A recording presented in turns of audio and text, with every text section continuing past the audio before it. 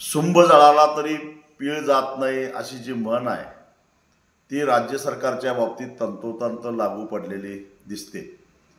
त्याचं कारण 21 फेब्रुवारी 2022चा जो शासन निर्णय होता त्या शासन निर्णयानुसार शेतकऱ्यांना तुकड्या तुकड्यानं FRP देण्यासाठी महाराष्ट्रामध्ये सुरुवात झालेली होती.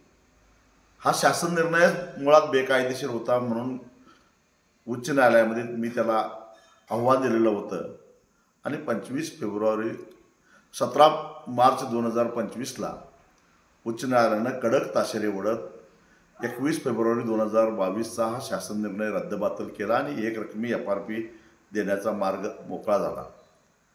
या आदेशानुसार आज शासन निर्णय झाला, परंतु सरकारनं साखर कारखानदारांचं बटीक असल्यासारखं पुन्हा आणि आपलं वर्तन ठेवलेलं आहे आणि जणू काही या उच्च न्यायालयाच्या निर्णयाला आव्हान द्यायचं आहे अशा आविर्भावात सुप्रीम कोर्टाच्या निर्णयाला अधीन राहून एक नवा शासन निर्णय झाला आणि तो 21 फेब्रुवारी 2000 पूर्वी जी FRP देण्याची पद्धत चालू होती त्याच पद्धतीने FRP देण्यात यावी असा निर्णय केला.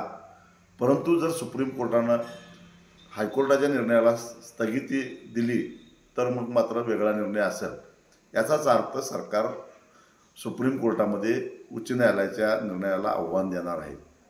पण हे मला आधीच माहिती होतं, त्यामुळं सुप्रीम कोर्टामध्ये कॅव्हेट दाखल करून ठेवलेलं आहे.